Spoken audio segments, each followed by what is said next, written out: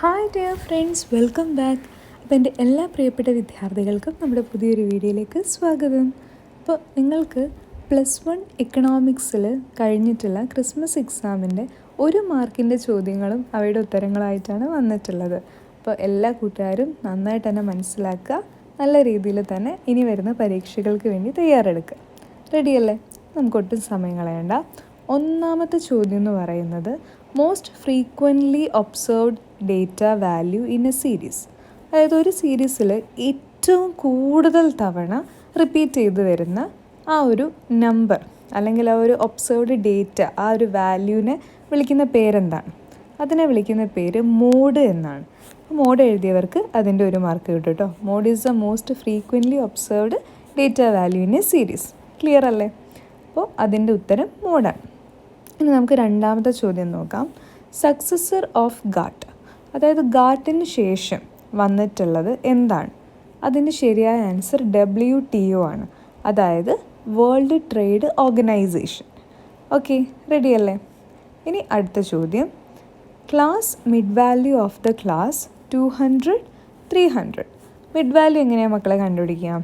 നമ്മൾ ലോവസ്റ്റ് ക്ലാസ്സും അതേപോലെ തന്നെ അപ്പർ ക്ലാസ്സും കൂടി കൂട്ടിയിട്ട് 2 കൊണ്ട് ഡിവൈഡ് ചെയ്യണം. അപ്പോൾ ഇവിടെ 200ഉം 300ഉം കൂട്ടിയാൽ എത്ര കിട്ടുക? 500. അപ്പോൾ 500 ഡിവൈഡ് ബൈ 2 എത്രയാണ്? That is 250. സിമ്പിൾ അല്ലേ? അപ്പോൾ ഇവിടെ നമുക്ക് മിഡ് വാല്യൂ എന്ന് പറയുന്നത് എത്രയാണ് മക്കളെ? അതിൻ്റെ ശരിയായ ആൻസർ എന്ന് പറയുന്നത് ഓപ്ഷൻ എ ആണ്, 250. ക്ലിയർ? ഇനി നമുക്ക് നാലാമത്തെ ചോദ്യത്തിലേക്ക് കടക്കാം. Which one is related to privatisation? അതായത് സ്വകാര്യവൽക്കരണവുമായി ബന്ധപ്പെട്ടത് ഏതാണ്? അതിൻ്റെ ശരിയായ ആൻസർ എന്ന് പറയുന്നത് ഡിസ്ഇൻവെസ്റ്റ്മെൻ്റ് ആണ്. ക്ലിയർ അല്ലേ? ഡിസ്ഇൻവെസ്റ്റ്മെൻ്റ് എന്ന് പറഞ്ഞാൽ എന്താണ്? പബ്ലിക്കിലുള്ള ഷെയർസ്, പബ്ലിക് കമ്പനികളുടെ അല്ലെങ്കിൽ പബ്ലിക് സെക്ടറുടെ ഷെയർസ് എന്തിലോട്ട് കൊടുക്കുകയാണ്? പ്രൈവറ്റ് സെക്ടറിലോട്ട് സെല്ല് ചെയ്യാണ്. അതിനെയാണ് ഡിസ്ഇൻവെസ്റ്റ്മെൻ്റ് എന്ന് പറയുക.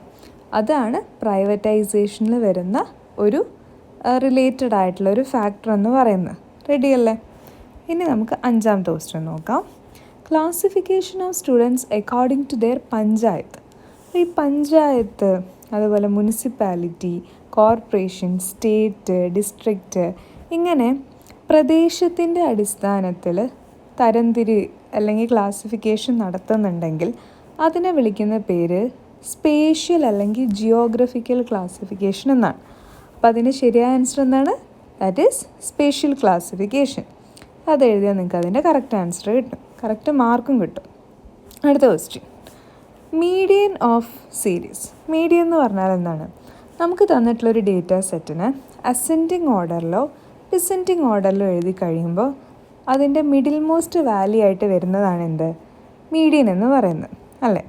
അപ്പോൾ ഇവിടെ നമുക്കൊന്ന് അസെൻഡിങ് ഓർഡറിൽ എഴുതി വയ്ക്കാലോ. ചെറിയ നമ്പറിൽ നിന്ന് വലിയ നമ്പറിലോട്ട് എഴുതുന്നതിനെയാണ് അസെൻഡിങ് ഓർഡർ എന്ന് പറയാം. അപ്പോൾ ഇവിടെ 2, 3, പിന്നെ 4, പിന്നെ 7, 8 അങ്ങനെ എഴുതിയപ്പോൾ ഏറ്റവും മിഡിൽ മോസ്റ്റിൽ വന്നത് ഏതാ? 4 അല്ലേ? അപ്പോൾ ഇവിടുത്തെ മീഡിയൻ എന്ന് പറയുന്നത് 4 ആണ്. ക്ലിയർ അല്ലേ? ഇതെല്ലാം നിങ്ങൾ ശരിയായിട്ട് തന്നെ എഴുതണം കേട്ടോ, വളരെ സിമ്പിളാണ്. ഇനി ഏഴാമത്തെ ചോദ്യം. Which one is a feature of small scale industry? Small scale ഇൻഡസ്ട്രീൻ്റെ ഒരു പ്രത്യേകത എന്ന് പറയുന്നത് അവിടെ കൂടുതലും തൊഴിലാളികളുണ്ടാവും. ലേബർ ഇൻറ്റൻസീവ് ആയിട്ടായിരിക്കും അവിടെ വർക്ക് നടക്കുക. കാരണം അവർക്ക് ക്യാപിറ്റൽ ആയാലും ടെക്നോളജി ആയാലും ഒക്കെ തന്നെ കുറവായിരിക്കും, ഇൻവെസ്റ്റ്മെൻറ്റും കുറവായിരിക്കും. അപ്പോൾ കൂടുതൽ തൊഴിലാളികളെ അണിനിരത്തിക്കൊണ്ട്, തൊഴിലാളികളെ കൂടുതൽ ഉപയോഗിച്ചുകൊണ്ടുള്ള ഒരു വർക്കിംഗ് ആയിരിക്കും നടക്കുക. അപ്പോൾ ലേബർ ഇൻറ്റൻസീവാണ് ഈ ഒരു സ്മോൾ സ്കെയിൽ ഇൻഡസ്ട്രീസിൻ്റെ ഒരു വൺ ഓഫ് ദ ഫീച്ചർ എന്ന് പറയുന്നത്. ക്ലിയർ അല്ലേ? അടുത്ത ക്വസ്റ്റ്യൻ, എട്ടാമത്തെ ചോദ്യം. Operation flood is related to the production of dash. ഈ ചോദ്യം കഴിഞ്ഞ പ്രാവശ്യം വന്നിട്ടുണ്ടായിരുന്നു, നമ്മൾ ഡിസ്കസ് ചെയ്തിട്ടുണ്ടായിരുന്നു. ഓപ്പറേഷൻ ഫ്ലഡ് എന്ന് പറയുന്നത് മിൽക്കിൻ്റെ പ്രൊഡക്ഷൻ, പാലുൽപാദനവുമായി ബന്ധപ്പെട്ടിട്ടുള്ളതാണ് എന്ത്? ഓപ്പറേഷൻ ഫ്ലഡ് എന്ന് പറയുന്ന ടേം. ക്ലിയർ അല്ലേ? അപ്പോൾ മിൽക്കാണ് നിങ്ങൾ എഴുതിയിട്ടുണ്ടെങ്കിൽ അതിൻ്റെ മാർക്കും കിട്ടും. അടുത്ത ചോദ്യം. Which one is related to medical education in India? ഇതിൻ്റെ കറക്റ്റ് ആൻസർ എന്ന് പറയുന്നത് ഓപ്ഷൻ ഡി ആണ്, ICMR. ഇതും ഒരു തവണ ചോദിച്ചിട്ടുള്ള ക്വസ്റ്റ്യനാണ്, നമ്മൾ ഡിസ്കസ് ചെയ്തിട്ടുണ്ട്. അടുത്ത ക്വസ്റ്റ്യൻ ഈ ഒരു സെഷനിലെ അവസാനത്തെ ചോദ്യമാണ്. The concept of jail cost of living is use to calculate poverty in India. അതിന് ശരിയായ ആൻസർ എന്ന് പറയുന്നത് ഓപ്ഷൻ ബി ആണ്, ദാദാഭായ് നവറോജി. ക്ലിയർ അല്ലേ മക്കളെ? അപ്പോൾ ഇത്രയായിരുന്നു 10 ചോദ്യങ്ങളായിരുന്നു നമുക്ക് ഈ ഒരു സെഷനിൽ ഉണ്ടായിരുന്നത്. അപ്പോൾ അതിൽ നിങ്ങൾ ഏതെങ്കിലും 8 എണ്ണം എഴുതിയാൽ മതി, 2 എണ്ണം സ്കിപ്പ് ചെയ്യാം കേട്ടോ. സ്കിപ്പ് ചെയ്തത് ഏതാണെന്ന് കമൻറ്റ് ചെയ്യണം കേട്ടോ. അപ്പോൾ ഇത്രയായിരുന്നു നമ്മുടെ 1 മാർക്കിൻ്റെ ചോദ്യങ്ങൾ. ക്ലിയർ അല്ലേ? Hi dear friends, welcome back. നമ്മൾ ഓൾറെഡി 1 മാർക്കിൻ്റെ ചോദ്യങ്ങൾ +1 എക്കണോമിക്സിൻ്റെത് ക്രിസ്മസ് എക്സാമിന് ചെയ്തിട്ടുണ്ടായിരുന്നു. ഈ ഒരു വീഡിയോ എന്ന് പറയുന്നത് നിങ്ങൾക്ക് 2 മാർക്കിന് ചോദിച്ചിട്ടുള്ള ക്വസ്റ്റ്യൻസാണ്, അവരുടെ ആൻസേഴ്സുമാണ് ഡിസ്കസ് ചെയ്യുന്നത്. അങ്ങനെ നിങ്ങൾക്ക് ഈ ഒരു ഏരിയയിൽ മൊത്തം 4 ചോദ്യങ്ങളായിരുന്നു എഴുതാനുണ്ടായിരുന്നത്. നമുക്കിവിടെ 5 ക്വസ്റ്റ്യൻസ് തന്നിട്ടുണ്ട്, അപ്പോൾ ഒന്ന് നിങ്ങൾക്ക് സ്കിപ്പ് ചെയ്യാം. അങ്ങനെ മൊത്തം 8 മാർക്കാണ് നിങ്ങൾക്ക് ഈ ഒരു ഏരിയയിൽ നിന്ന് സ്കോർ ചെയ്തെടുക്കാൻ വേണ്ടിയിട്ട് പറ്റുക. ക്ലിയർ അല്ലേ? അപ്പോൾ ആദ്യം ചോദിച്ച ക്വസ്റ്റ്യൻ എന്ന് പറയുന്നത് റൈറ്റ് 2 അഡ്വാൻറ്റേജസ് ഓഫ് SHGs, അതായത് സെൽഫ് ഹെൽപ്പ് ഗ്രൂപ്പ് ഉണ്ട്. അപ്പോൾ ഈ SHGസിൻ്റെ 2 അഡ്വാൻറ്റേജ് എഴുതാൻ വേണ്ടിയിട്ടാണ് പറഞ്ഞിട്ടുള്ളത്. ഓക്കെ, അപ്പോൾ അത് നമ്മൾ നോക്കുന്ന സമയത്ത് നമുക്ക് ഉത്തരങ്ങളിലേക്ക് വരാം. അത് നമ്മുടെ ടെക്സ്റ്റിൽ കൊടുത്ത ഭാഗങ്ങൾ തന്നെയാണ്. SHGസിനെ കുറിച്ച് പറയുകയാണെങ്കിൽ they mobilise money with contribution from each member, thus they encourage thrift and savings habit among members. അതായത് മെമ്പേഴ്സിൻ്റെ ഇടയിൽ നിന്ന് അല്ലെങ്കിൽ മെമ്പേഴ്സിന് സേവിങ് ഹാബിറ്റ്, അതായത് സമ്പാദ്യശീലം വർദ്ധിപ്പിക്കാൻ അവരെ നല്ല രീതിയിൽ എൻകറേജ് ചെയ്യുന്നുണ്ട് ഈ സെൽഫ് ഹെൽപ്പ് ഗ്രൂപ്പ്സ്.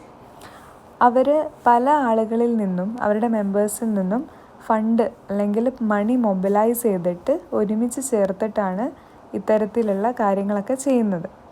ഇങ്ങനെ ചേർത്തിട്ടുള്ള പണം ഇവർ ആവശ്യക്കാർക്ക് ലെൻഡ് ചെയ്യും, അതും കുറഞ്ഞ ഇൻട്രസ്റ്റ് റേറ്റിൽ.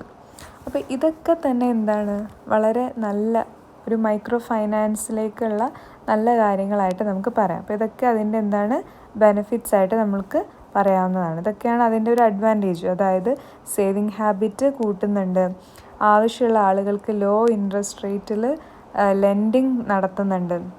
ഇതൊക്കെ പറയാം കേട്ടോ നിങ്ങൾക്ക്. ഇതൊക്കെ പറഞ്ഞാൽ തന്നെ അതിൻ്റെ ഉള്ള എന്തായി മാർക്ക് കിട്ടും. പിന്നെ ചോദിച്ചിട്ടുള്ളൊരു ക്വസ്റ്റ്യൻ എന്ന് പറയുന്നത് write 2 difference between bar diagram and histogram. നമ്മൾ പ്രസൻറ്റേഷൻ ഓഫ് ഡേറ്റ എന്ന് പറഞ്ഞ ഏരിയയിൽ പഠിച്ചതാണ് ബാർ ഡയഗ്രാമും ഹിസ്റ്റോഗ്രാമും. അപ്പോൾ ഇത് രണ്ടും തമ്മിലുള്ള വ്യത്യാസം ഒന്ന് നോക്കിയാലോ? നിങ്ങൾ എന്തൊക്കെയാണ് എഴുതിയെന്നൊന്ന് നോക്കുക. ഇനി വരാൻ പോകുന്ന പരീക്ഷയ്ക്കും നന്നായിട്ട് തന്നെ തയ്യാറെടുക്കാം. അപ്പോൾ ബാർ ഡയഗ്രാം ഈ ഒരു ഭാഗത്തും ഹിസ്റ്റോഗ്രാം ഈ ഒരു ഭാഗത്തും കൊടുത്തിട്ടുണ്ട്. ബാർ ഡയഗ്രത്തെക്കുറിച്ച് പറയുകയാണെങ്കിൽ അതൊരു ഡയഗ്രമാറ്റിക് പ്രസൻറ്റേഷൻ ഓഫ് ഡേറ്റയാണ്. ഹിസ്റ്റോഗ്രാമും ഡയഗ്രമാറ്റിക് പ്രസൻറ്റേഷൻ ഓഫ് ഡേറ്റ തന്നെയാണ്. Okay, then bar diagram use ചെയ്യുന്നതും റെക്റ്റാങ്കിൾസ് തന്നെയാണ്, ഹിസ്റ്റോഗ്രാമും റെക്റ്റാങ്കിൾസ് തന്നെയാണ് യൂസ് ചെയ്യുന്നത്. ബാർ ഡയഗ്രാം ഹൈറ്റ് മാത്രമാണ് കൺസിഡർ ചെയ്യുന്നത്, ഹിസ്റ്റോഗ്രാം ഹൈറ്റും അതുപോലെ വിഡ്ത്തും എന്ത് ചെയ്യുന്നുണ്ട്, കൺസിഡർ ചെയ്യുന്നുണ്ട്. ബാർ ഡയഗ്രാമിൽ ഡിസ്ക്രീറ്റ് വേരിയബിളും കണ്ടിന്യൂസ് വേരിയബിളും വരുന്നുണ്ട്, എന്നാൽ ഹിസ്റ്റോഗ്രാമിൽ കണ്ടിന്യൂസ് വേരിയബിൾസ് മാത്രമേ വരുന്നുള്ളൂ. അപ്പോൾ ഈ രീതിയിൽ വേറൊരു കാര്യം കൂടിയാണ്, ഇമ്പോർട്ടൻറ്റ് പോയിൻ്റാണ്. ബാർ ഡയഗ്രാം യൂസ് ചെയ്തിട്ട് നമുക്ക് മോഡ് ലൊക്കേറ്റ് ചെയ്യാൻ പറ്റില്ല, എന്നാൽ ഹിസ്റ്റോഗ്രാം യൂസ് ചെയ്തിട്ട് മോഡ് ലൊക്കേറ്റ് ചെയ്യാൻ സാധിക്കും. അപ്പോൾ ഈ രീതിയിലുള്ള ഡിഫറൻസുകൾ നിങ്ങൾ പഠിച്ചു വെച്ചോളൂ, ഇമ്പോർട്ടൻ്റ് ആണ്. ഇനി വരാൻ പോകുന്ന പരീക്ഷകൾക്കും നിങ്ങൾക്കത് യൂസ്ഫുള്ളായിരിക്കും. ക്ലിയർ അല്ലേ? ഇനി അടുത്തൊരു ചോദ്യം, 2 ഡിഫറൻസ് എഴുതിയാൽ മതി കേട്ടോ. ഞാൻ അത്യാവശ്യം എല്ലാ പോയിൻറ്റും പറഞ്ഞതേ ഉള്ളൂ, നിങ്ങൾ 2 ഡിഫറൻസ് എഴുതിയാൽ മതി. 2 മാർക്കിൻ്റെ ക്വസ്റ്റ്യനാണ്. അടുത്തൊരു ക്വസ്റ്റ്യൻ എന്ന് പറയുന്നത് കാറ്റഗറൈസ് ചെയ്യാൻ വേണ്ടിയിട്ടാണ്. വളരെ എളുപ്പമാണ്. ക്വാണ്ടിറ്റേറ്റീവ് ആൻഡ് ക്വാളിറ്റേറ്റീവ് എന്നുള്ള ആസ്പെക്റ്റിലാണ് നമ്മൾ ക്ലാസിഫൈ ചെയ്യേണ്ടത്. നമുക്കറിയാം നമ്പറിൻ്റെ ബേസിൽ നമുക്ക് ക്ലാസിഫൈ ചെയ്യാൻ പറ്റുന്നതൊക്കെ ക്വാണ്ടിറ്റേറ്റീവ് ആയിരിക്കും. ഇവിടെ ഇപ്പോൾ നോക്കുകയാണെങ്കിൽ വെയ്റ്റും ഇൻകവും, അതായത് 2ാമത്തെയും 4ാമത്തെയും എന്താണ്, ക്വാണ്ടിറ്റേറ്റീവാണ്. അതുപോലെ തന്നെ നാഷണാലിറ്റിയും ജെൻഡറും എന്താണ്, ക്വാളിറ്റേറ്റീവാണ്. അപ്പോൾ ക്വാണ്ടിറ്റേറ്റീവിൽ ഏതൊക്കെയാണ് വരുന്നത്, വെയ്റ്റും ഇൻകവും.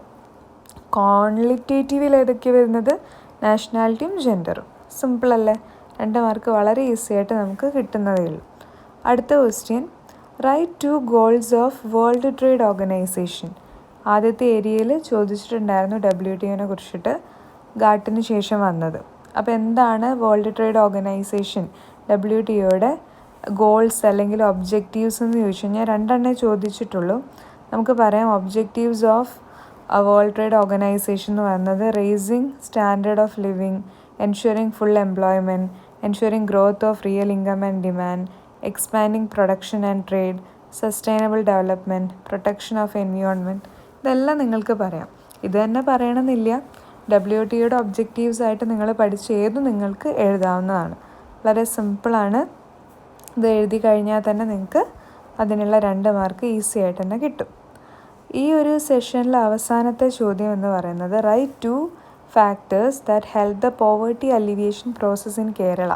അതായത് കേരളത്തിൽ ദാരിദ്ര്യ നിർമ്മാർജ്ജന പദ്ധതിയുമായി ബന്ധപ്പെട്ടിട്ട് പോവേർട്ടി ഇല്ലാതാക്കാൻ വേണ്ടിയിട്ട് ഉള്ള 2 ഫാക്ടറുകൾ ഏതൊക്കെയാണ്, ഏതൊക്കെ കാര്യങ്ങളിലൂടെ നമുക്ക് പോവേർട്ടി ഇല്ലാതാക്കാൻ പറ്റും, ദാരിദ്ര്യം കംപ്ലീറ്റ് ആയിട്ട് ഒഴിവാക്കാൻ പറ്റുമെന്ന് ചോദിച്ചു കഴിഞ്ഞാൽ നമുക്ക് എന്തൊക്കെ പറയാം?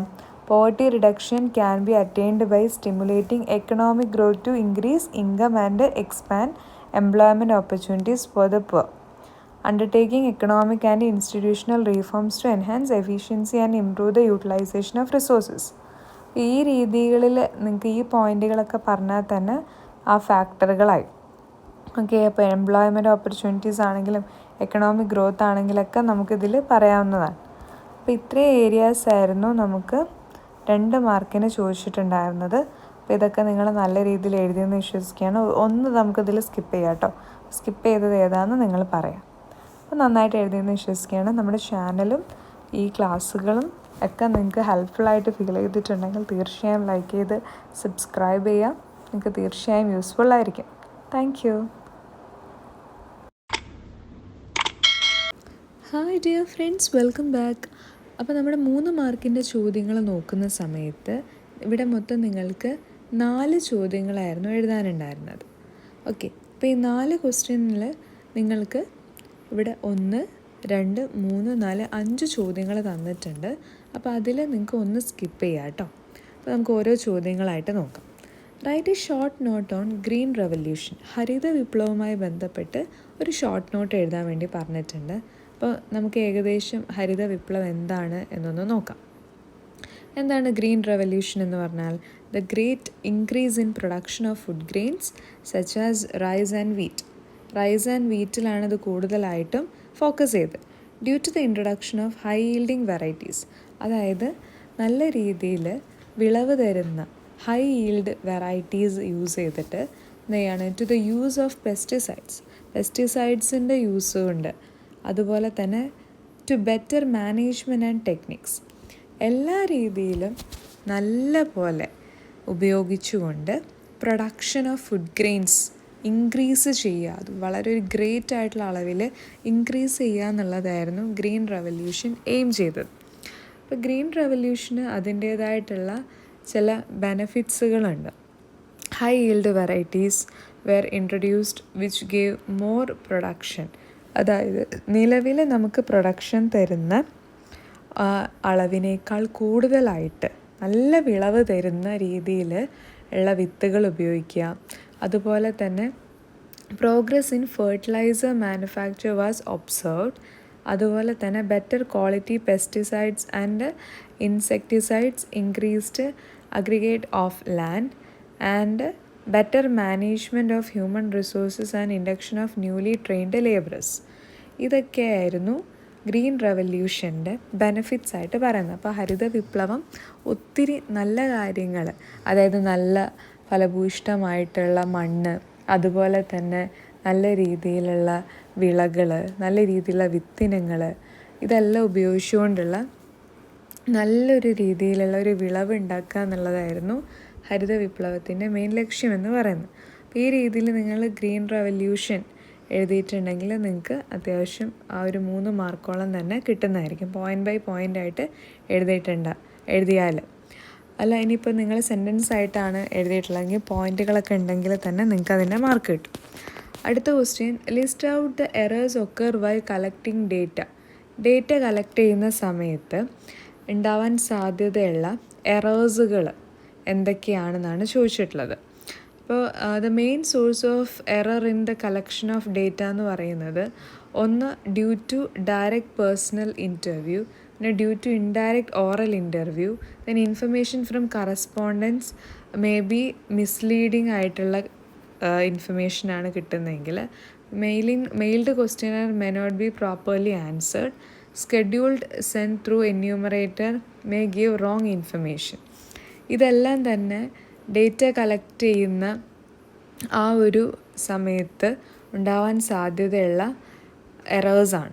അപ്പോൾ ഇതിലൊക്കെ നിങ്ങൾ എഴുതുകയാണെങ്കിൽ നിങ്ങൾക്ക് അതിനുള്ള മാർക്ക് പ്രോപ്പറായിട്ട് തന്നെ കിട്ടുന്നതായിരിക്കും. ക്ലിയർ അല്ലേ? അടുത്ത ഒരു ചോദ്യം എന്ന് പറയുന്നത് distinguish between inclusive class and exclusive class with example. Okay, inclusive ക്ലാസ്സും എക്സ്ക്ലൂസീവ് ക്ലാസ്സും തമ്മിലുള്ള ഡിഫറൻസ് ഒരു എക്സാമ്പിൾ വെച്ചിട്ടാണ് ചോദിക്കുന്നത്. അപ്പോൾ നമുക്ക് നോക്കാം എന്താണ് ഇൻക്ലൂസീവ് ആൻഡ് എക്സ്ക്ലൂസീവ് ക്ലാസ് എന്നൊക്കെ ഒന്ന് നോക്കാം. അപ്പോൾ ഇൻക്ലൂസീവ് മെത്തേഡ് നോക്കുകയാണെങ്കിൽ upper limit of the class interval included in the class itself. അതായത് ഒരു ക്ലാസ്സിൻ്റെ അപ്പർ ലിമിറ്റ്, ഇപ്പോൾ 0 to 5, അതിൽ 5 എന്ന് പറയുന്നതാണ് അതിൻ്റെ അപ്പർ ലിമിറ്റ്. അത് ആ 5 ആ ക്ലാസ്സിൽ തന്നെയാണ് ഇൻക്ലൂഡഡ് ആവുന്നത്, അത് പിന്നെ വേറൊരു ക്ലാസ്സിലോട്ട് പോകുന്നില്ല. എന്നാൽ എക്സ്ക്ലൂസീവ് ക്ലാസ്സിലേക്ക് വരുമ്പോൾ ഇപ്പോൾ 0 to 5 എന്ന് എഴുതിയാൽ അടുത്ത ക്ലാസ്സിൻ്റെ ലോവർ ലിമിറ്റ് ഫസ്റ്റ് ക്ലാസ്സിൻ്റെ അപ്പർ ലിമിറ്റ് ആയിരിക്കും. ആ ഒരു രീതി വരുന്നുണ്ട് എവിടെ? എക്സ്ക്ലൂസീവിൽ. അതായത് അപ്പർ ലിമിറ്റ് എക്സ്ക്ലൂഡഡ് ആണ്, അപ്പർ ലിമിറ്റ് അടുത്ത ക്ലാസ്സിൻ്റെ ലോവർ ലിമിറ്റിലായിരിക്കും ഉണ്ടാവുക. Then it is suitable for discrete variable. Discrete വേരിയബിളിന് കുറച്ചുകൂടെ സ്യൂട്ടബിൾ ആണ് ഇൻക്ലൂസീവ് മെത്തേഡ്. എക്സ്ക്ലൂസീവ് മെത്തേഡ് കുറച്ചുകൂടെ സ്യൂട്ടബിൾ ആയിട്ടുള്ളത് കണ്ടിന്യൂസ് വേരിയബിളിനാണ്. ദെൻ ഇൻക്ലൂസീവ് മെത്തേഡിൽ നമുക്ക് ഒരു ഓവർലാപ്പിംഗ് നടക്കുന്നില്ല. ഞാൻ പറഞ്ഞ പോലെ ഇപ്പോൾ 10, 19 എന്നുള്ള ക്ലാസ്, ആ 19 ആ ഒരു ക്ലാസ്സിൽ ഇൻക്ലൂഡഡ് ആണ്. അടുത്ത ക്ലാസ്സായ 20, 29 എന്ത് വരുന്നില്ല? 19 വരുന്നില്ല. അപ്പോൾ എന്താണ്? In this class interval does not overlap ചെയ്യുന്നില്ല, വീണ്ടും റിപ്പീറ്റ് ചെയ്യുന്നില്ല. എന്നാൽ എക്സ്ക്ലൂസീവിലേക്ക് നോക്കുകയാണെങ്കിൽ ഇപ്പോൾ 10, 20 ആണ് ഒരു ക്ലാസ്സെങ്കിൽ അടുത്ത ക്ലാസ്സിൽ ഈ 10, 20 20 വീണ്ടും എന്ത് ചെയ്യുന്നുണ്ട്? റിപ്പീറ്റ് ചെയ്യുന്നുണ്ട്. പിന്നെ 20, 30 30 നെക്സ്റ്റ് ക്ലാസ്സിൽ ലോവർ ലിമിറ്റായിട്ട് റിപ്പീറ്റ് ചെയ്യുന്നുണ്ട്.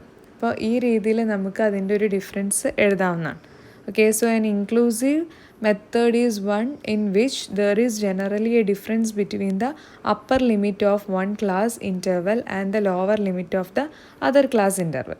For example, 0 to 9, 10, 19, 20, 29 are inclusive classes because it includes 9, 19, 29, etc. On the other hand, an exclusive method is one in which there is generally no difference between the upper limit of one class interval and the lower limit of the other class interval. For example, 0 to 10, 10 to 20, 20 to 30 are examples of exclusive classes because 10, 20, 30 are not included in the classes where these are upper limit. അതായത് 10ഉം 20ഉം 30ഒക്കെ upper class ആയിട്ട് വരുന്നതിൽ എന്താവുന്നില്ല, ആ ഒരു value included ആവുന്നില്ല. അത് next ക്ലാസ്സിലെ lower ലിമിറ്റിൽ വരുമ്പോഴാണ് ആ വാല്യൂ അതിൽ ഇൻക്ലൂഡഡ് ആവുന്നത്. ക്ലിയർ അല്ലേ? അപ്പോൾ നന്നായിട്ട് തന്നെ പഠിക്കുക, അത് ഇമ്പോർട്ടൻ്റ് ആണ്.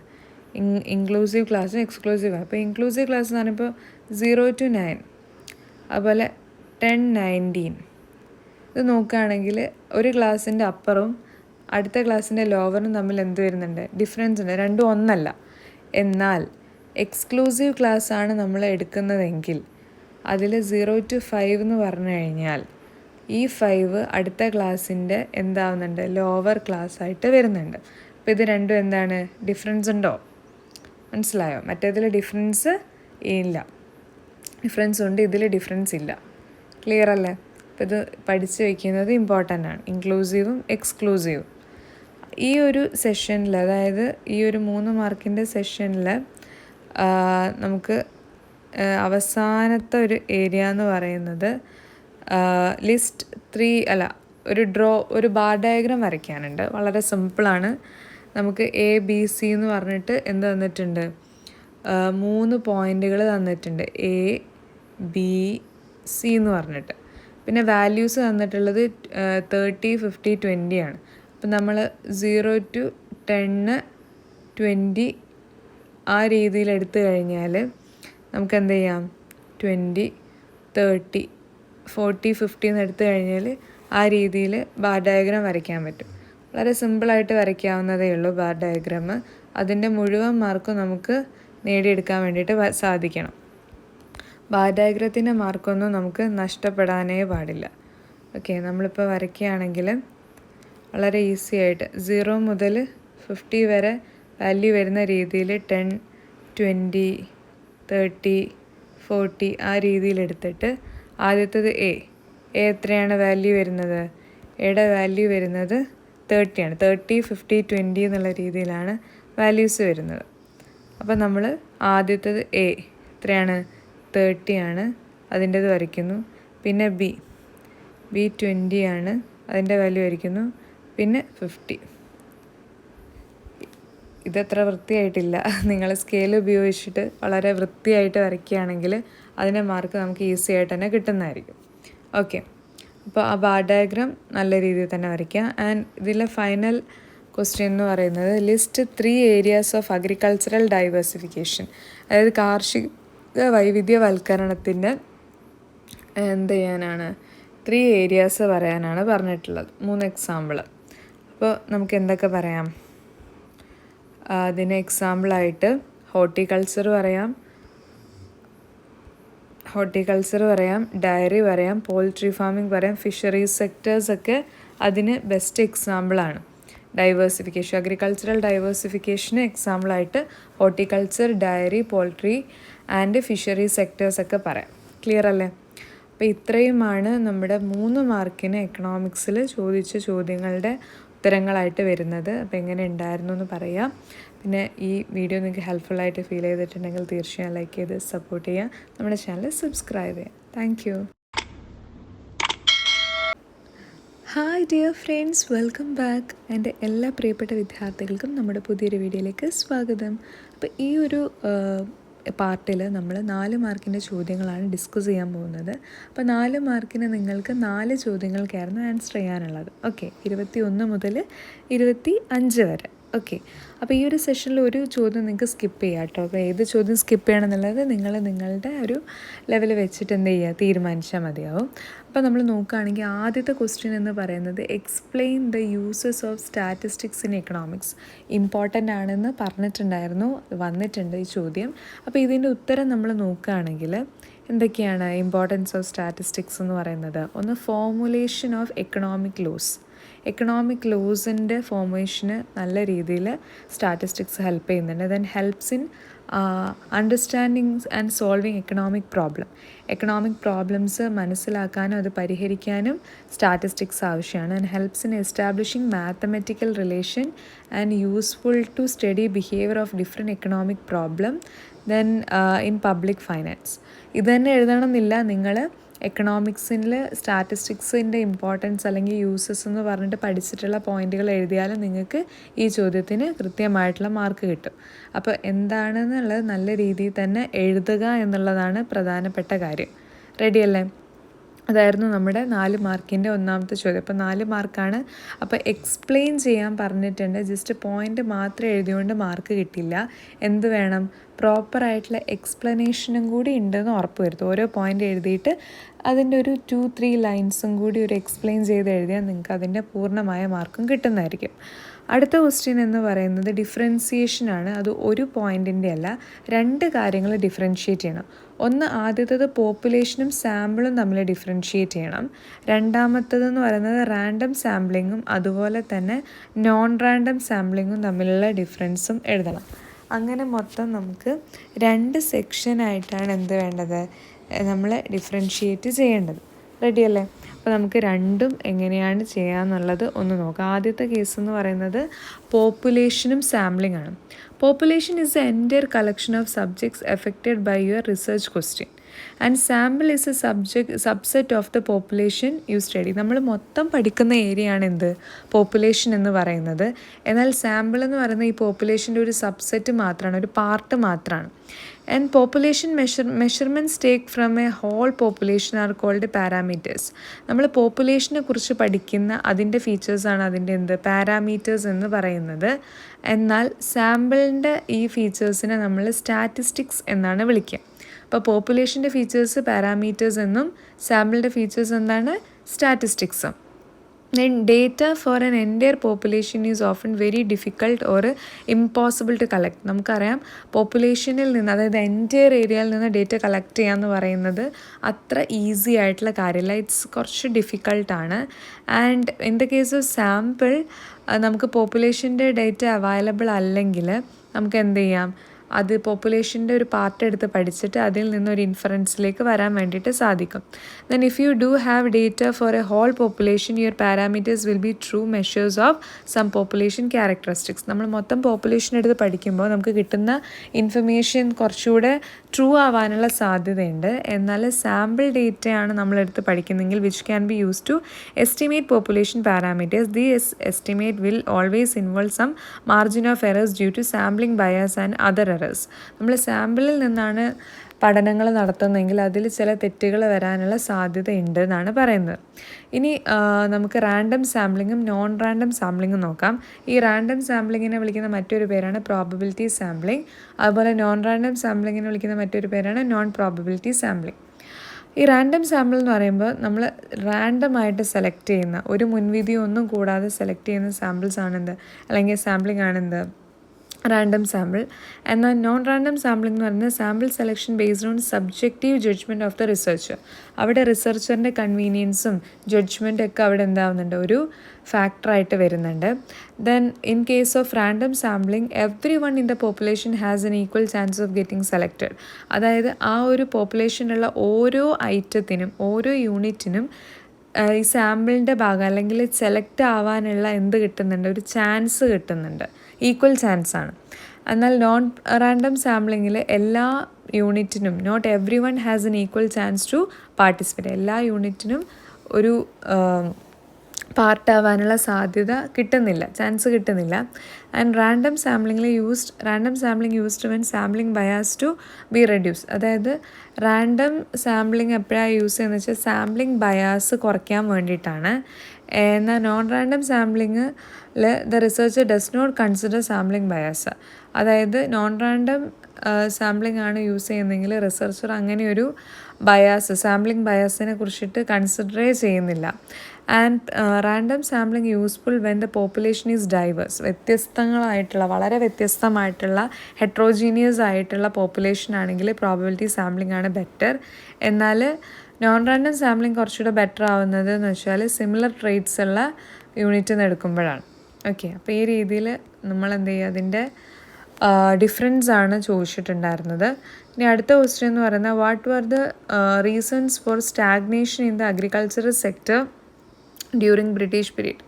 അതായത് ബ്രിട്ടീഷ് പീരീഡിൽ അഗ്രികൾച്ചറലിൻ്റെ സ്റ്റാഗ്നേഷന്, അതായത് ഒരു പ്രതിസന്ധി അവസ്ഥയിൽ അല്ലെങ്കിൽ സ്തംഭിച്ചു പോയ അവസ്ഥയിൽ അഗ്രികൾച്ചർ ഉണ്ടാവാനുള്ള കാരണങ്ങൾ എന്തൊക്കെയാണെന്ന് ചോദിച്ചു കഴിഞ്ഞാൽ എന്തൊക്കെയാണ്, introduction of land revenue system, zamindari system ഒക്കെ എഴുതിയാലും മാർക്ക് കിട്ടും.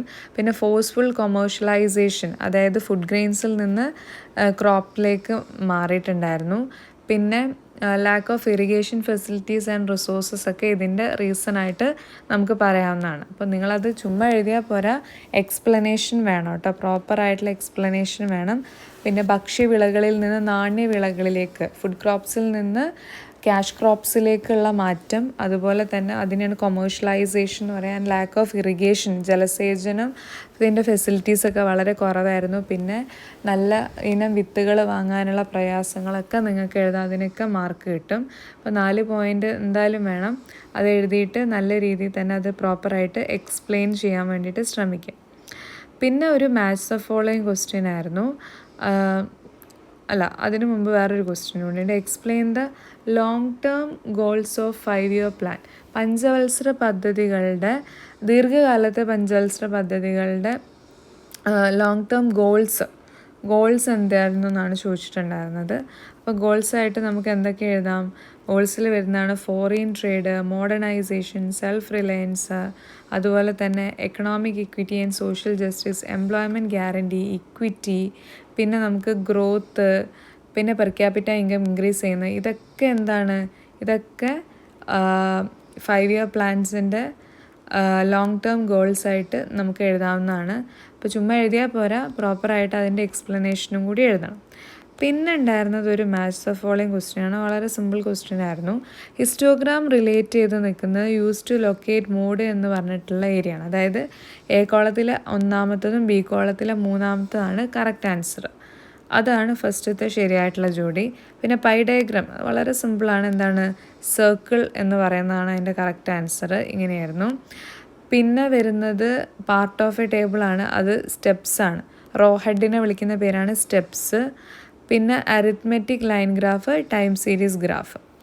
ഈ രീതിയിൽ നമ്മൾ കൃത്യമായിട്ടത് ചേരുംപടി ചേർത്തിട്ടുണ്ടെങ്കിൽ നമുക്കതിൻ്റെ മുഴുവൻ മാർക്കും വളരെ ഈസി ആയിട്ട് തന്നെ കിട്ടുന്നതായിരിക്കും. അപ്പോൾ ചുമ്മാ ഇങ്ങനെ വരച്ച് വയ്ക്കരുത്. എ കോളത്തിന് യോജിച്ചത് ബി കോളത്തിൽ നിന്ന് എടുത്ത് അതിന് നേരെ വേണം എഴുതാൻ. അതായത് ഹിസ്റ്റോഗ്രാം എന്ന് എഴുതിയിട്ട് അതിന് തൊട്ട് നേരെ വേണ്ടത് യൂസ് ടു ലൊക്കേറ്റ് മോഡ് എന്നാണ് നിങ്ങൾ എഴുതേണ്ടത്. അപ്പോഴാണ് നമുക്ക് ആ 4 മാർക്ക് വളരെ ഈസി ആയിട്ട് തന്നെ കിട്ടുക. റെഡിയല്ലേ? അപ്പോൾ ഇത്രയൊക്കെയായിരുന്നു നമ്മുടെ ചോദ്യങ്ങൾ ഉണ്ടായിരുന്നത്. അപ്പോൾ നിങ്ങൾ നല്ല രീതിയിൽ തന്നെ എഴുതിയെന്ന് വിശ്വസിക്കുകയാണ്. അപ്പോൾ ഏതെങ്കിലും നിങ്ങൾക്ക് ഡൗട്ട് ഉണ്ടെങ്കിൽ പറയാം. നന്നായിട്ട് തന്നെ നെക്സ്റ്റ് എക്സാമിനേക്കൊക്കെ വേണ്ടിയിട്ട് പഠിക്കാം. ഓക്കെ, ദെൻ അതൊക്കെയാണ് നിങ്ങൾക്ക് മെയിനായിട്ടുള്ളത്. അപ്പോൾ നിങ്ങൾക്ക് ഈ ഒരു വീഡിയോ ഹെൽപ്ഫുള്ളായിട്ട് ഫീൽ ചെയ്തിട്ടുണ്ടെങ്കിൽ തീർച്ചയായും ലൈക്ക് ചെയ്ത് സപ്പോർട്ട് ചെയ്യുക. നമ്മുടെ ചാനൽ ആദ്യമായിട്ട് കാണുന്നവരാണെങ്കിൽ സബ്സ്ക്രൈബ് ചെയ്യുക. Thank you. Hi dear friends, welcome back. അപ്പോൾ നമ്മൾ ഓൾറെഡി 1 മാർക്ക് മുതൽ നിങ്ങൾക്ക് 4 മാർക്കിന് വരെയുള്ള ചോദ്യങ്ങളുടെ ഉത്തരങ്ങൾ പറഞ്ഞിട്ടുണ്ടായിരുന്നു. അപ്പോൾ ഈ ഒരു സെഷനിൽ നമ്മൾ 5 മാർക്കിന് നിങ്ങൾക്ക് ചോദിച്ച ചോദ്യങ്ങളുടെ ഉത്തരങ്ങളാണ് ഡിസ്കസ് ചെയ്യുന്നത്. ഇവിടെ മൊത്തം 4 ചോദ്യങ്ങൾക്കായിരുന്നു നിങ്ങൾ ആൻസർ ചെയ്യേണ്ടിയിരുന്നത്. അപ്പോൾ നമുക്ക് 5 ചോദ്യങ്ങൾ തന്നിട്ടുണ്ട്. അപ്പോൾ ഒന്ന് നിങ്ങൾക്ക് സ്കിപ്പ് ചെയ്യാം കേട്ടോ. ഓക്കെ അല്ലേ? അപ്പോൾ നമ്മൾ എല്ലാ ചോദ്യത്തിൻ്റെ ഉത്തരങ്ങൾ ഡിസ്കസ് ചെയ്യുന്നുണ്ട്. ഓക്കെ, സോ ഒരു ചോദ്യം ഇങ്ങനെയായിരുന്നു: what are the different methods of collecting primary data, write advantages of any two. അതായത് നമ്മളോട് പറയാണ് പ്രൈമറി ഡേറ്റ കളക്ട് ചെയ്യാൻ ആവശ്യമായിട്ടുള്ള മെത്തേഡുകൾ ഏതൊക്കെയാണ്, അതിലേതിൻ്റെങ്കിലും 2 എണ്ണത്തിൻ്റെ അഡ്വാൻറ്റേജ് എഴുതാനാണ് പറഞ്ഞിട്ടുള്ളത്. അപ്പോൾ നമുക്ക് നോക്കാം ഏതൊക്കെയാണ് പ്രൈമറി ഡേറ്റ കളക്ട് ചെയ്യാനുള്ള മെത്തേഡ്. ഒന്ന് പേഴ്സണൽ ഇൻ്റർവ്യൂ ആണ്, രണ്ടാമത്തത് മെയിലിംഗ് ക്വസ്റ്റ്യനെയർ ആണ്, മൂന്നാമത്തത് ടെലിഫോൺ ഇൻ്റർവ്യൂ ആണ്. ഇങ്ങനെ മൊത്തം 3 മെത്തേഡാണ് ഉള്ളത്. ഇതിൽ ഓരോന്നിൻ്റെയും അപ്പോൾ ആദ്യം ഈ 3 മെത്തേഡിൻ്റെ പേര് എഴുതണം കേട്ടോ. Personal interview, mailing questionnaire, telephone interview എന്ന് നിങ്ങൾ എഴുതണം. അതെന്താണെന്നും കൂടി എഴുതിയാൽ നന്നായിരിക്കും. അത് എഴുതുന്നതാണ് കുറച്ചുകൂടെ ബെറ്റർ. 5 മാർക്കിൻ്റെ ക്വസ്റ്റ്യൻ അല്ലേ. പിന്നെ ഏതിൻ്റെങ്കിലും 2 എണ്ണത്തിൻ്റെ അഡ്വാൻറ്റേജസ് എഴുതാനാണ് പറഞ്ഞിട്ടുള്ളത്. ഇപ്പോൾ പേഴ്സണൽ ഇൻ്റർവ്യൂ നോക്കുകയാണെങ്കിൽ ഹൈ റെസ്പോൺസ് റേറ്റ് ആണ്, offer the facility of asking all types of questions, better method for framing open ended questions, clarification of ambiguous questions possible to collect supplementary information. ഇതൊക്കെയാണ് personal ഇൻ്റർവ്യൂയുടെ merits അല്ലെങ്കിൽ advantage എന്ന് പറയുന്നത്.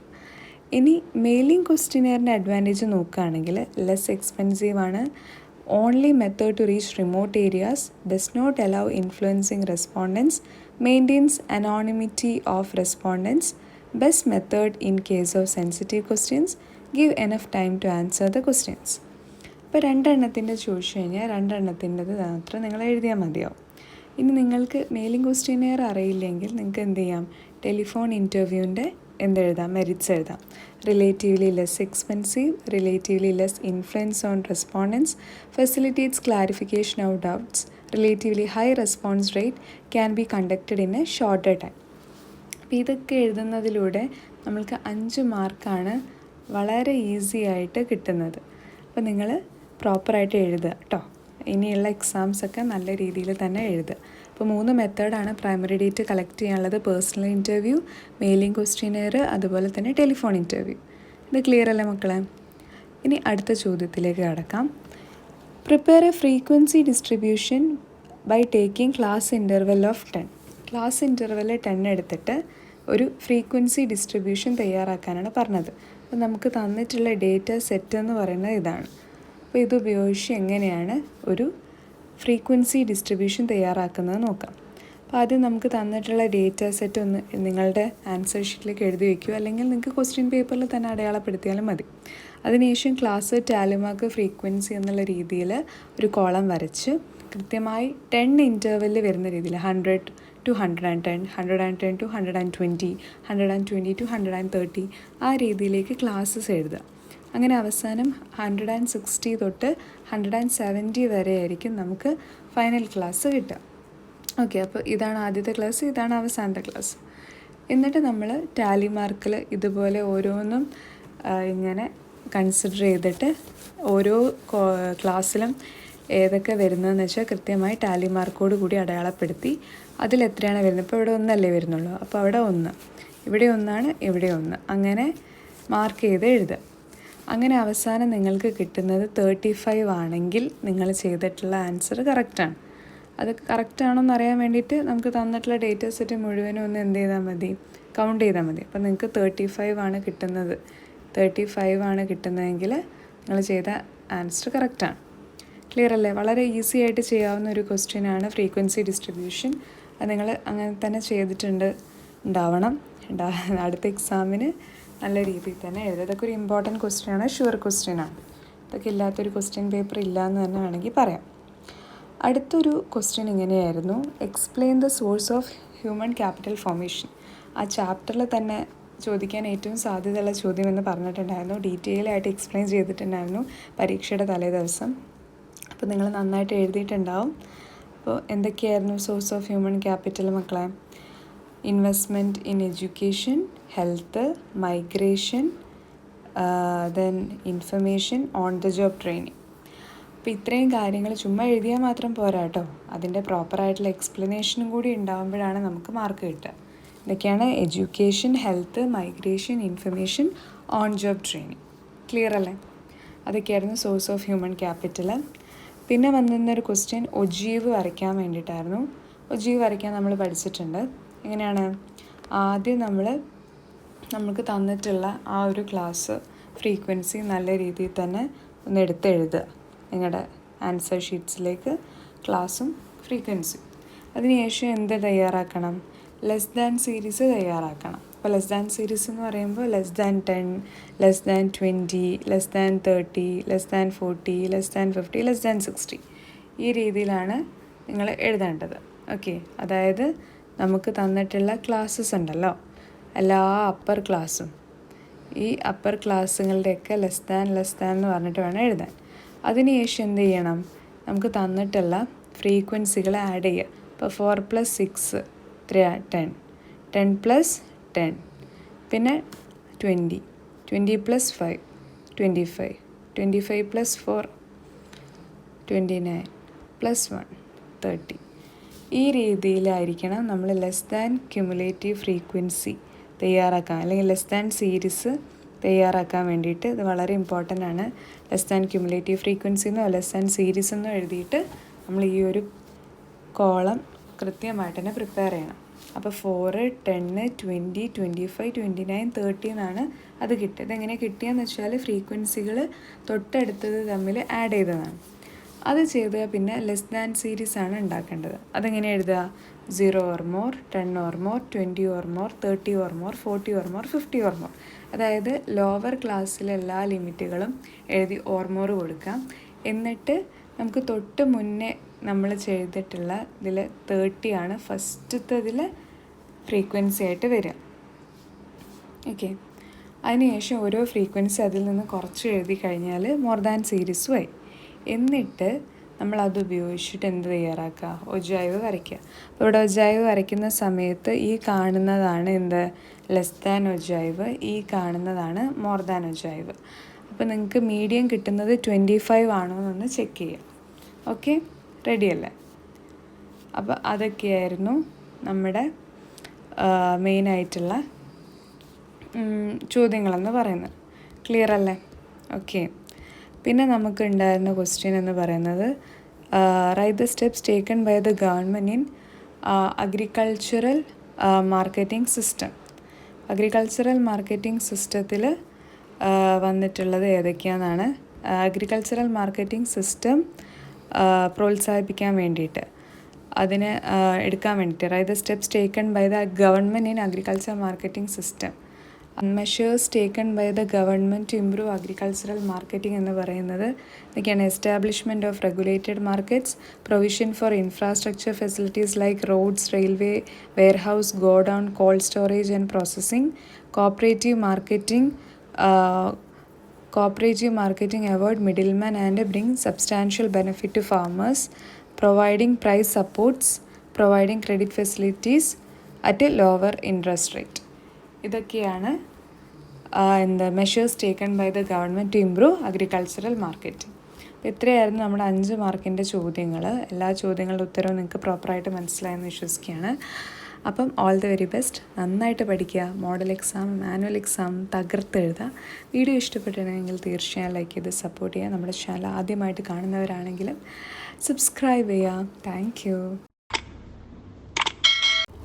Hi dear friends, welcome back. അപ്പോൾ നമ്മുടെ +1 economics Christmas എക്സാമിൻ്റെ 8 മാർക്കിൻ്റെ ചോദ്യങ്ങളാണ് ഇനി നമ്മൾ നോക്കാൻ വേണ്ടിയിട്ട് പോകുന്നത്.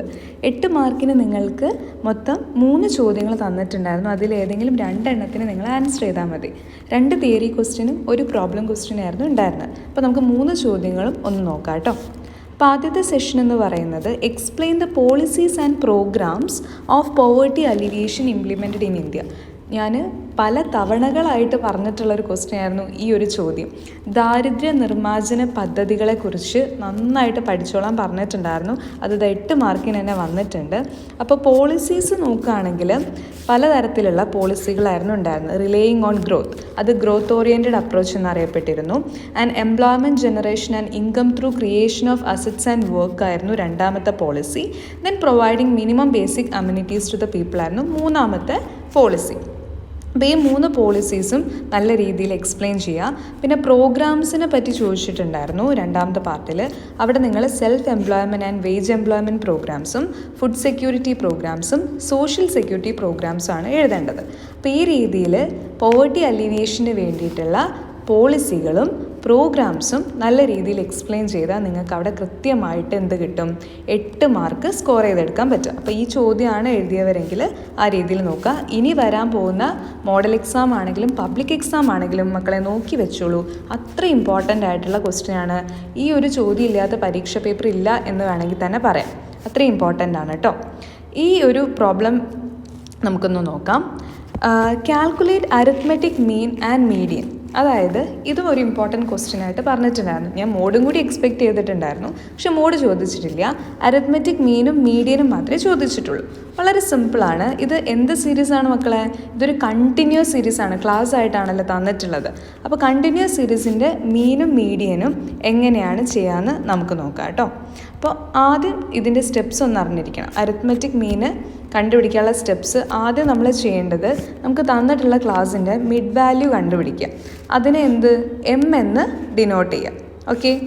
അതിനുശേഷം ഓരോ ഫ്രീക്വൻസിയെയും, ഓരോ ക്ലാസ് ഫ്രീക്വൻസിയും ആ എം കൊണ്ട് എന്ത് ചെയ്യുക? മൾട്ടിപ്ലൈ ചെയ്ത് FM കണ്ടുപിടിക്കാം. ഇത് ചെയ്യുന്ന സമയത്ത് വളരെ സിമ്പിളാണ് കേട്ടോ. ആൻഡ് എന്ത് ചെയ്യുക? ആ FM കോളം ആഡ് ചെയ്യുക, അതിൻ്റെ ടോട്ടൽ കണ്ടുപിടിക്കുക. അതിനുശേഷം ഈ FM കോളത്തിൻ്റെ ടോട്ടലും ഫ്രീക്വൻസി കോളത്തിൻ്റെ ടോട്ടലും ഡിവൈഡ് ചെയ്യുക. അത്ര മാത്രം ചെയ്താൽ മതി നമുക്ക് അരിത്മെറ്റിക് മീൻ കാണാൻ വേണ്ടിയിട്ട്. അപ്പോൾ ഈ രീതിയിൽ ആണ് നിങ്ങൾ എന്ത് ചെയ്യേണ്ടത്? ഈ ഒരു കോളം പ്രിപ്പയർ ചെയ്യേണ്ടത്. എന്തൊക്കെയാണ് കോളംസ് വരുന്നത്? ക്ലാസ് വരുന്നുണ്ട്, ദെൻ ഫ്രീക്വൻസി, ഇതൊക്കെ ക്വസ്റ്റ്യനിൽ തന്നെ ഉണ്ട്. പിന്നെ മിഡ് പോയിൻ്റ് കണ്ടുപിടിക്കാം, ദെൻ FM കാണാം. ഇങ്ങനെ ചെയ്ത് കഴിയുമ്പോൾ നമുക്ക് കറക്റ്റായിട്ട് അതിന് ആൻസർ കിട്ടും. അപ്പോൾ ഓരോ ക്ലാസ്സിൻ്റെ മിഡ് വാല്യൂ കണ്ടുപിടിക്കാൻ എളുപ്പമല്ലേ? ഇപ്പോൾ 10 to 20, ഇതിൻ്റെ മിഡ് പോയിൻ്റ് എങ്ങനെയാണ് കാണുക? 10 + 20 ഡിവൈഡ് ബൈ 2. അപ്പോൾ എത്ര കിട്ടും? 30 ഡിവൈഡ് ബൈ 2, ദാറ്റ് ഈസ് 15 അല്ലേ? അപ്പോൾ ഈ രീതിയിൽ മിഡ് പോയിൻ്റ് എല്ലാത്തിൻ്റെയും കണ്ടുപിടിക്കുക. ആദ്യത്തെ കിട്ടിയാൽ പിന്നെ സുഖമാണ്. 15, 25, 35, 45, 55, 65 അതങ്ങനെ അങ്ങ് പോകും. ഓക്കെ. സോ ഈ രീതിയിൽ എല്ലാത്തിൻ്റെയും മിഡ് പോയിൻ്റുകൾ കണ്ടുപിടിക്കുക, മിഡ് വാല്യൂ കണ്ടുപിടിക്കുക. അതിനുശേഷം ഓരോ ഫ്രീക്വൻസിയും, ഇപ്പോൾ ആദ്യത്തെ ഫ്രീക്വൻസി 1 ആണ്, അതിനെ കൊണ്ട് അതിൻ്റെ കറസ്പോണ്ടിങ് മിഡ് വാല്യൂവിനെ എന്ത് ചെയ്യുക? മൾട്ടിപ്ലൈ ചെയ്യുക. അപ്പോൾ നമുക്ക് ആദ്യത്തെ 15 കിട്ടും. ഇനി രണ്ടാമത്തെ എടുത്ത് നോക്കൂ. രണ്ടാമത്തത് 8 × 25, 200. അങ്ങനെ ഓരോ കോളത്തിൻ്റെയും ചെയ്ത് കഴിയുമ്പോൾ നമുക്ക് ഫൈനലി എന്ത് കിട്ടും? FM കോളത്തിൻ്റെ ടോട്ടലും കിട്ടും, ഫ്രീക്വൻസി കോളത്തിൻ്റെ ടോട്ടലും കിട്ടും. ഇത് 2 എണ്ണമാണ് നമുക്ക് ഇതിന് ഇമ്പോർട്ടൻ്റ് ആയിട്ട് വേണ്ടത്. ക്ലിയർ? എന്നിട്ട് നമ്മൾ എക്സ് ബാർ കണ്ടുപിടിക്കാം. എന്താണ് നമ്മുടെ equation? Sigma f m divide by sigma f. അപ്പോൾ ഇവിടുത്തെ സിഗ്മ എഫ് എം എന്ന് പറയുന്നത് 1845 അതേ ഡിവൈഡ് ബൈ സിഗ്മ എഫ് 45. ഇത് ചെയ്യുമ്പോൾ നമുക്ക് കിട്ടുന്ന ആൻസർ 41 ആണ്. അപ്പോൾ അരിത്മെറ്റിക് മീൻ നിങ്ങൾക്ക് 41 ആണോ കിട്ടുന്നത് നോക്കുക. ചെയ്ത് തന്നെ പഠിക്കണം, എന്നാലേ നമുക്കിത് എഴുതാൻ വേണ്ടിയിട്ട് പറ്റുള്ളൂ. നിങ്ങൾ വായിച്ച് പഠിച്ച് മാത്രം കഴിഞ്ഞാൽ ഇത് അത്ര എളുപ്പമാവില്ല. റെഡിയല്ലേ? അപ്പോൾ നിങ്ങൾക്കിപ്പോൾ അരിത്മെറ്റിക് മീൻ കാണുന്ന ആ ഒരു സ്റ്റെപ്സും അതിൻ്റെ ഫോർമാറ്റും അതിനെങ്ങനെയാണ് ആൻസറിങ് ചെയ്യേണ്ടതെന്നൊക്കെ മനസ്സിലായിട്ടുണ്ടെന്നാണ് ഞാൻ വിശ്വസിക്കുന്നത്. ക്ലിയർ അല്ലേ മക്കളെ അരിത്മെറ്റിക് മീൻ? ഓക്കെ. അപ്പോൾ നമുക്ക് ഇവിടെ ഇത് ചെയ്യുമ്പോൾ തന്നെ 4 മാർക്ക് കിട്ടുന്നുണ്ട് കേട്ടോ.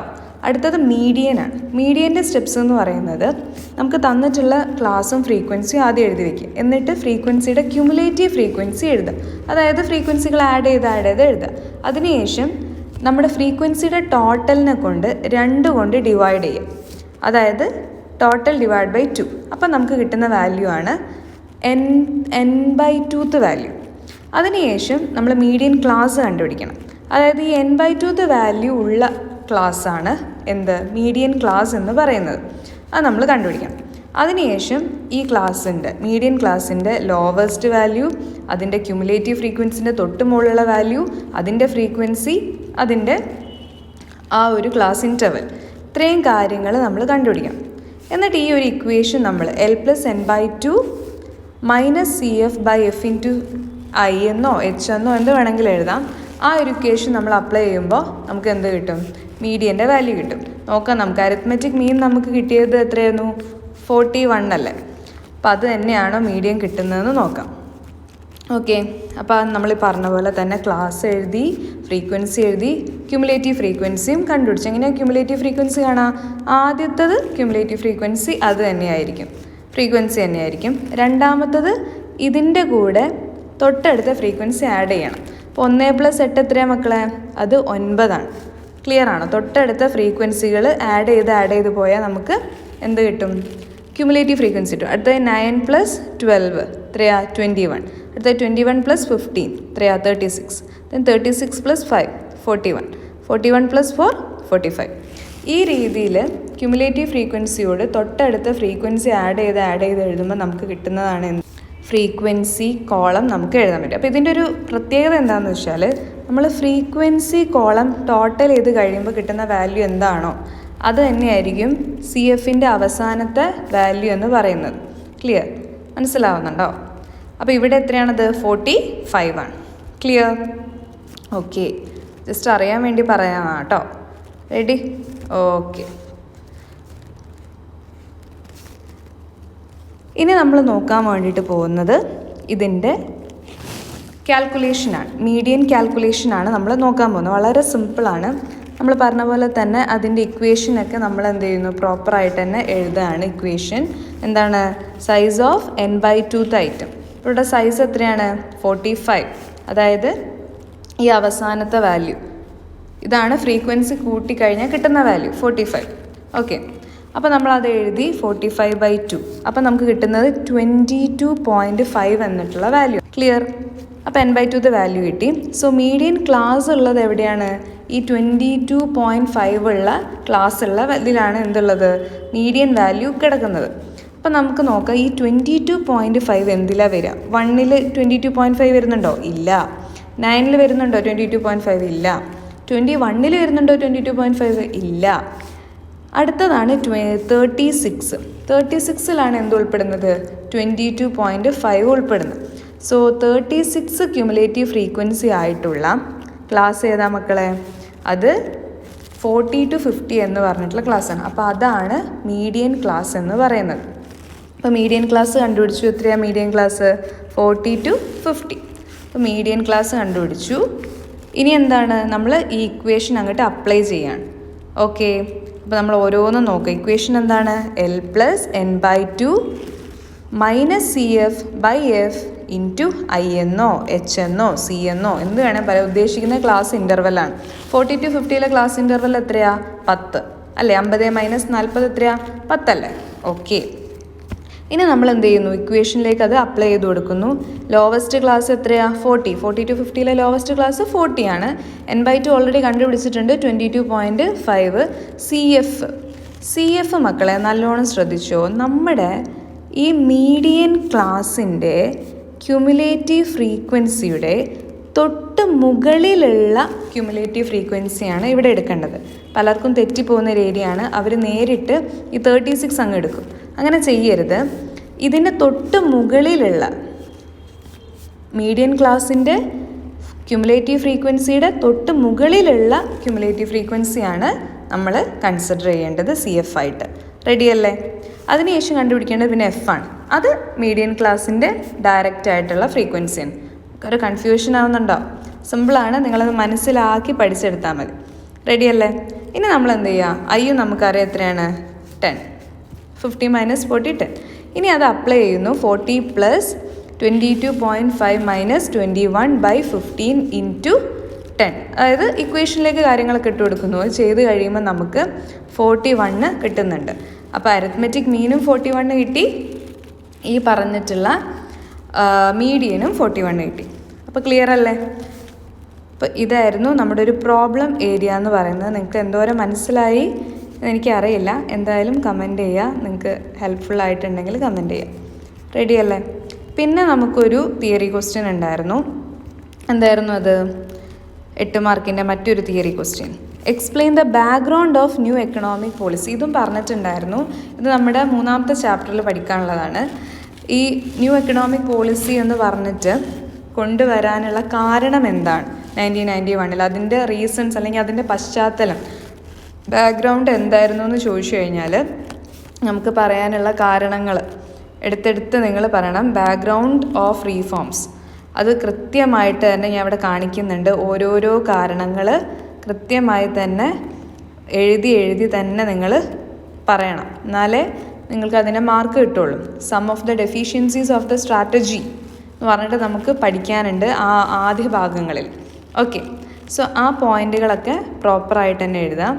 പിന്നെ ചോദിക്കുന്ന ഒരു ഭാഗം എന്ന് പറയുന്നത് explain the liberalisation measures implemented as a part of NEP, new economic പോളിസിയുടെ ഭാഗമായിട്ട് കൊണ്ടുവന്ന ലിബറലൈസേഷൻ മെഷേഴ്സ് എന്തൊക്കെയാണ്. അപ്പോൾ നിങ്ങളവിടെ ലിബറലൈസേഷൻ എന്താണെന്ന് ചെറിയ രീതിയിലൊന്ന് എഴുതാം. അതിനുശേഷം അതിൻ്റെ പാർട്ടായിട്ട് കൊണ്ടുവന്ന ലൈസൻസിങ്, ഡീ റിസർവേഷൻ, അതുപോലെ തന്നെ amendment of MRTP, FERA, financial sector reforms, അതുപോലെ തന്നെ tax reforms, then foreign exchange reforms, trade and investment policy reforms. ഇതൊക്കെ ഒന്ന് ചെറിയ രീതിയിൽ എഴുതിയാൽ തന്നെ നിങ്ങൾക്ക് അതിൻ്റെ മാർക്ക് കിട്ടും. അപ്പോൾ ഇത്ര ഏരിയാസ് ആയിരുന്നു മക്കളെ 8 മാർക്കിന് നമുക്ക് ചോദിച്ചിട്ടുണ്ടായിരുന്നത്.